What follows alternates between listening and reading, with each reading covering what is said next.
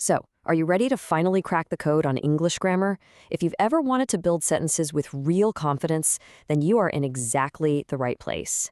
We're about to unlock 4 simple secrets that are going to completely change the way you see the language.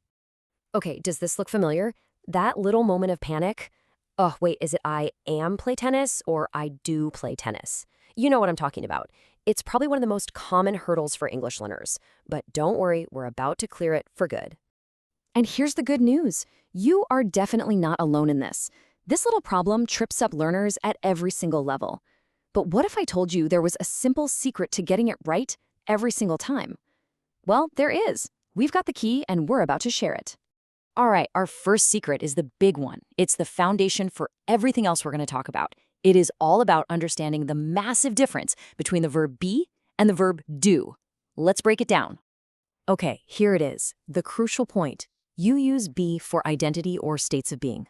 Think of it like this. It's for who you are, how you feel, or where you are. For example, I am a student. But you use do for actions. Think what you physically or mentally do. I do my homework. So, are you a student? That's be. Do you study? That's do. Simple, right? Now, let's look at this in the present tense. For be, you've got 3 options: am, is, or are. You'd say, I am happy, or she is a doctor. But for do, it's all about the action. And notice how it becomes the super helpful verb for questions and negatives. You wouldn't say, you study? No, you'd say, do you study? It's a tiny change, but wow, it makes a huge difference. And what about the past? Well, with be, you still have a choice to make, was or were. I was tired, they were here. But look over at do. This is where things get really simple. The past helper is always did. That's it. Did you see that? She didn't know. It's one word for absolutely everyone. So much easier. Okay, so now we know which verb to use. Let's move on to secret number 2, how to avoid those super frustrating spelling traps. You can think of these rules as your shield against all those common little mistakes. This really says it all, doesn't it? Sometimes letters just seem to disappear, and other times they sneak in where you least expect them. But here's the thing, it's not random. There's a pattern, and we're about to decode it together. All right, let's zoom in on the present tense for he, she, or it. Most of the time, you just add an S. Super simple. He plays. But you gotta watch out for verbs ending in a consonant plus Y, like study. In that case, the Y changes to IES. So she studies. See that pattern? Now for the ing form. There are 2 main rules to keep an eye on. First, if a verb ends in a silent E, like the word write, you just drop that E before adding ing, so it becomes writing. Easy. Second, for short verbs with that consonant-vowel-consonant pattern, like run, you double the last consonant, running. It's really just a quick 2-step check. Secret number 3 is my favorite. It's all about becoming a grammar detective. From now on, you can stop guessing which tense to use. Instead, you're going to learn how to find the clues, the trigger words, that are hidden right inside the sentence. Okay, in the present tense, it really just comes down to habits versus right now.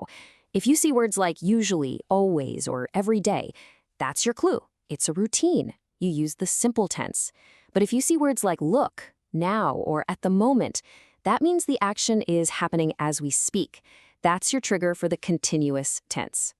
And guess what? The same logic works for the past. Words like yesterday or last week point to a completely finished action. That's simple past.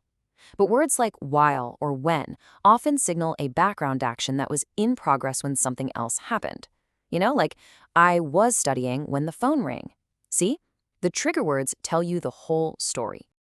And now for our final secret. With this one, we're going to simplify one of the most confusing topics out there, when to use words like many, much, a few, and a little. And believe it or not, it all comes down to one simple question.